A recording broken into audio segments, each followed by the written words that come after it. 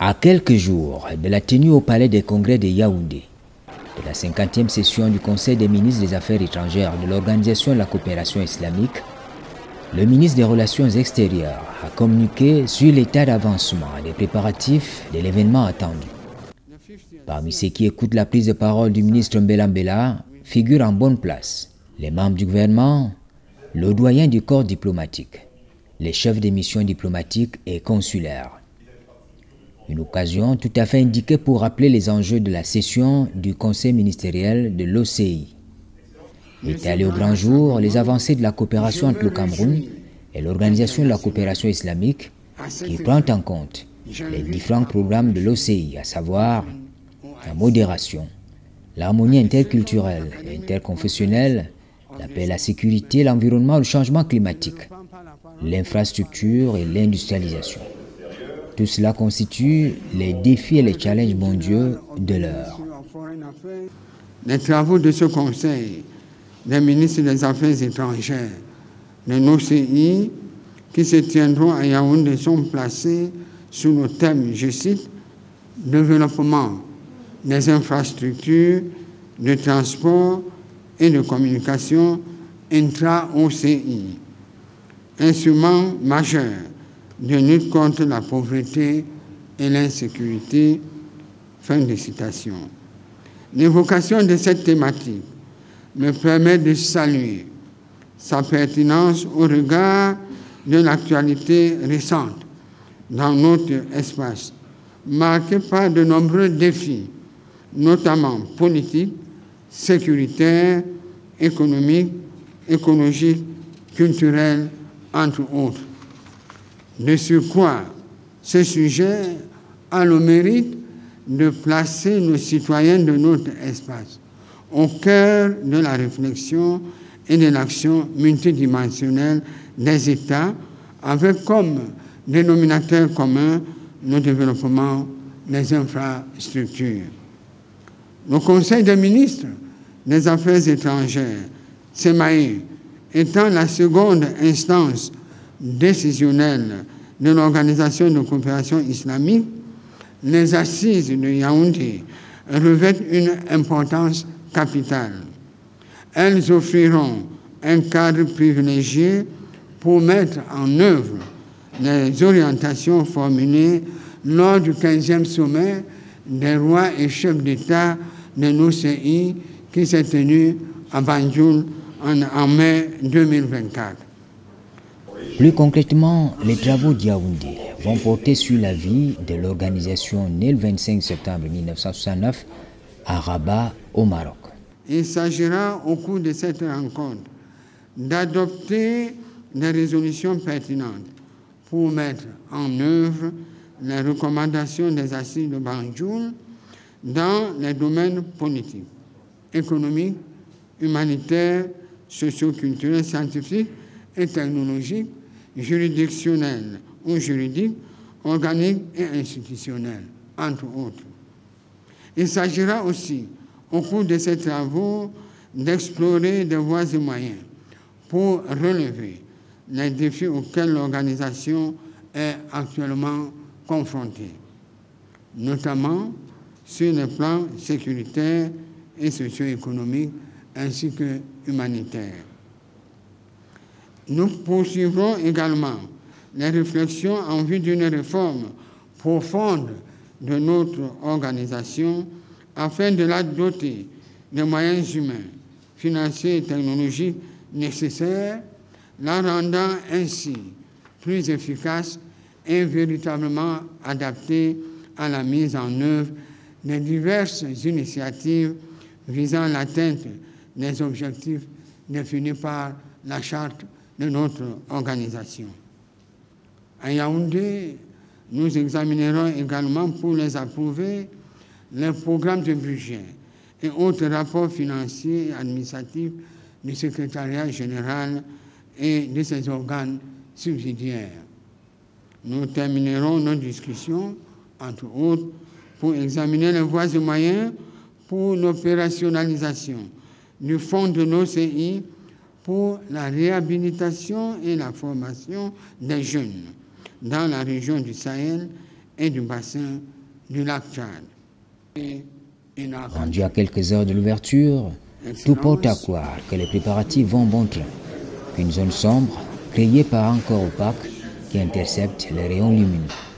Sous la supervision de la présidence de la République et grâce au gouvernement, nos comités d'organisation, dont notre ambassade à Riyad et notre consulat général à Jeddah, sont partie intégrante, a obtenu à ce stade des résultats satisfaisants. Le secrétariat général de l'OCI n'est pas en reste. Qu'il me soit ainsi permis de saluer particulièrement son accompagnement, qui a été jusqu'ici d'un apport très utile et précieux. Mes remerciements vont également aux États amis qui se sont mobilisés à nos côtés pour la tenue et la réussite de cet important événement ici même dans notre pays. En termes de résultats concrets, les efforts collectifs consentis jusque-là ont permis des avancées satisfaisantes. Ainsi, les aménagements de circonstances au palais des congrès de Yaoundé, site principal des travaux, sont en cours de finalisation. En outre, les dispositions ont été prises pour l'hébergement de nos hôtes dans des conditions de confort optimum. Dans le registre de l'accueil et du transport local, les aéroports internationaux de Yaoundé et de Douala, ainsi que les prestataires, se tiennent fin prêts. En ce qui concerne la presse, les dispositions nécessaires ont été prises afin de garantir la meilleure couverture médiatique possible de l'événement.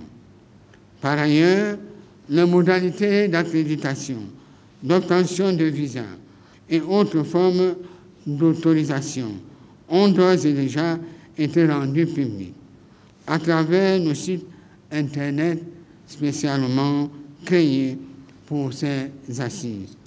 Vous pouvez trouver toutes ces informations ensuite dans le lien www.ocyaoundé2024.cm. Je saisis l'opportunité que m'offre cette tribune pour encourager les pays membres à accélérer le processus d'accréditation de leurs délégués tout en nous communiquant les plans de vol dans les meilleurs délais. Pour votre parfaite et complète information, les questions liées à la couverture sanitaire et sécuritaire sont également prises en compte.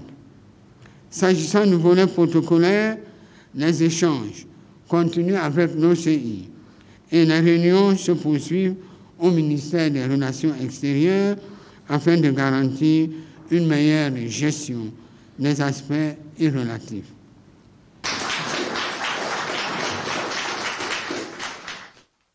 Le Cameroun s'est amplement investi pour que la 50e session de la conférence islamique de Yaoundé fasse date, aussi bien au sein de l'opinion nationale qu'internationale.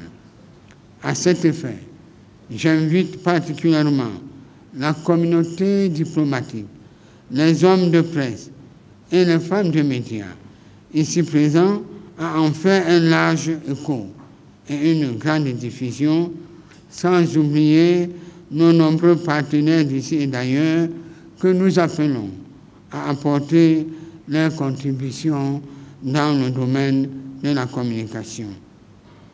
Le ministère des Relations extérieures, à travers le comité d'organisation et la cellule de veille dédiée, reste disponible et disposé à répondre à toutes les sollicitations afin de garantir un succès éclatant de cette 50e session du CEMAE. Au moment où les délégations vont arriver, notre message celui du gouvernement camerounais, reste et demeure que nos travaux soient empreints de l'esprit de Yaoundé, à savoir la paix dans les travaux, nos dialogues, au cours de ces travaux, nos consensus, au cours de ces travaux, la solidarité, l'unité et le respect de la souveraineté des États, qu'incarnent nos CI pour le bien-être de la Oumma islamique et qui sont en droite ligne avec la vision et l'esprit de la volonté politique du chef de l'État camerounais, son Excellence Paul Biya, président de la République, chef de la diplomatie. Les autorités publiques, les entités amies de l'État sont déterminées. Il faut, à travers la 50e session du Conseil des ministres des Affaires étrangères de l'OCI, confirmer la présence et la participation du Cameroun sur la scène internationale.